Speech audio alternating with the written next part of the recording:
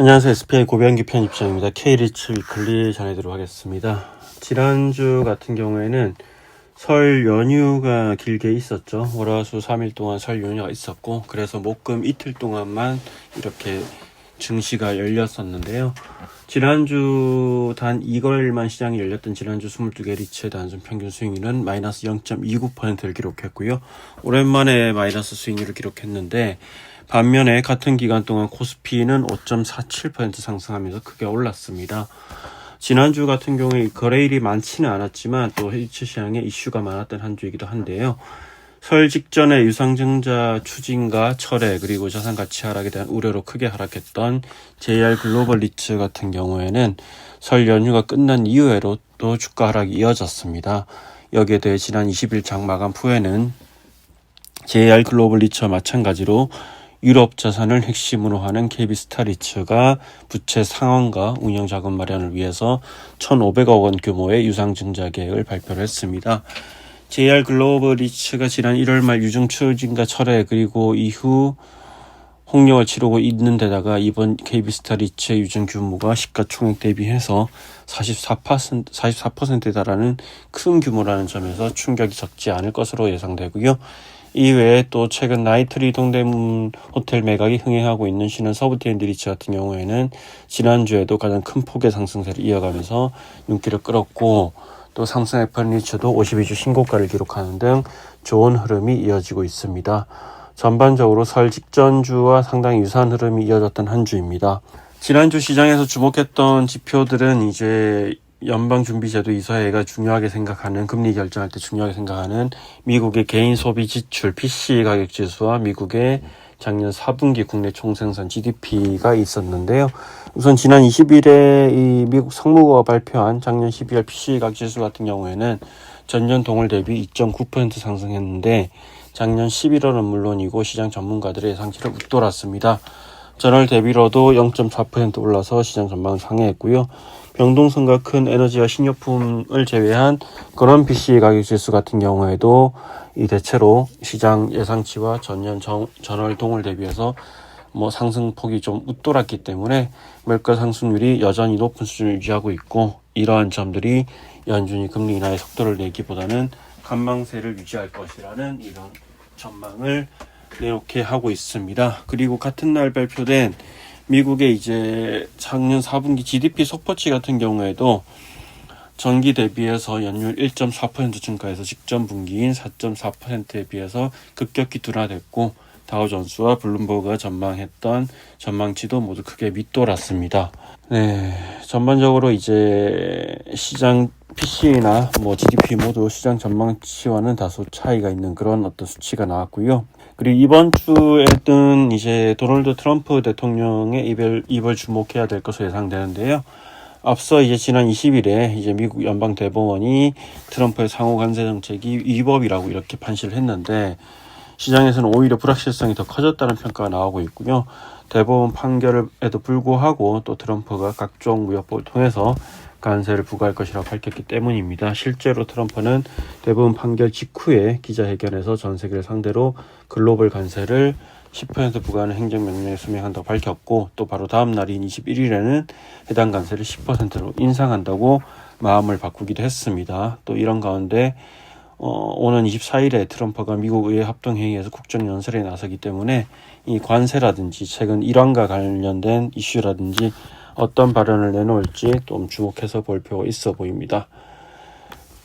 지난주에는 전체 22개 리츠 중에서 13개 리츠가 하락하고 8개 리츠가 상승했는데요. 가장 큰 폭으로 내린 리츠는 JR 글로벌 리츠로 한 주 동안 4.47% 하락해서 전주에 거의 한 마이너스 9.57%를 기록했는데, 2주 연속으로 가장 큰 폭으로 하락했고, 역시 52주 신저가를 기록했습니다.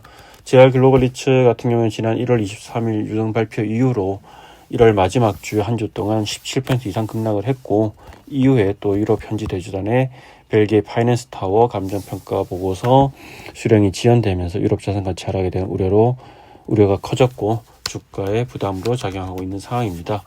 JR 글로벌 리츠의 주가는 올해 들어서만 27.50% 하락하면서 가장 큰 폭으로 내린 리츠가 되었고요.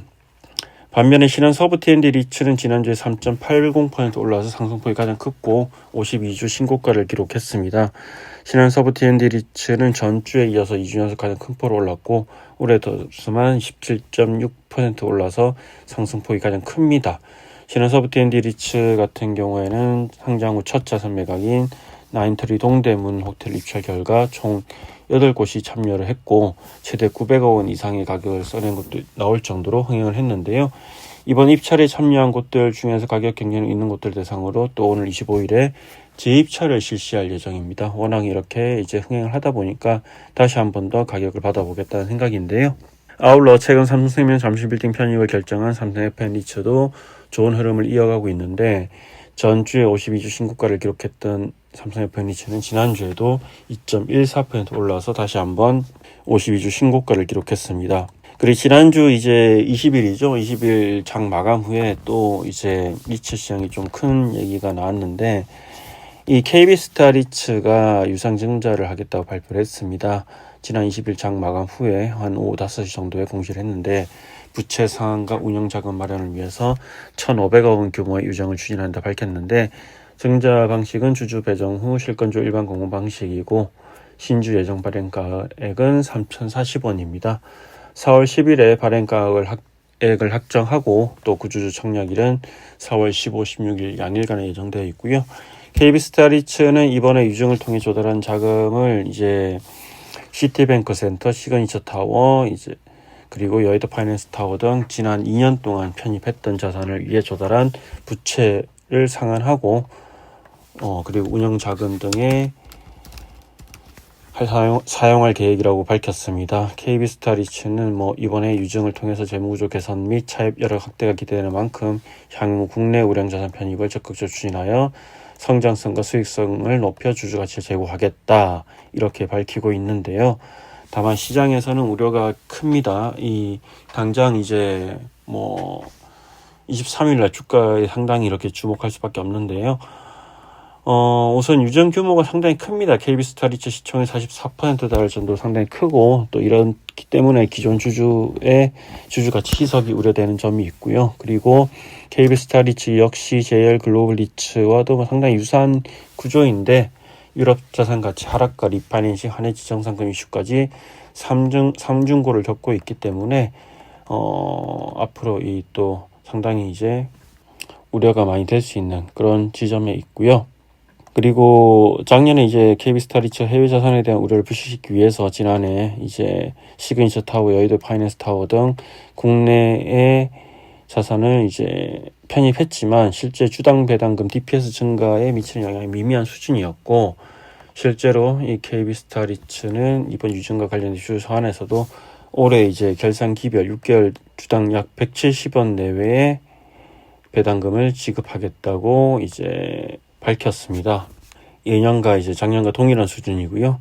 반면에 계속된 자산 편입에 따른 비용 증가, 운용 비용 부족 등이 부담이 되고 있는 상황이기 때문에 또 이런 상황에서 유상증자를 대규모 추진하기 때문에 주주들의 우려가 커질 것으로 예상이 됩니다. 한번 이제 이번 주에 주가 반응을 보면 지켜보면 될 것 같습니다. 이상으로 K리츠 위클리 전해드렸습니다. 고맙습니다.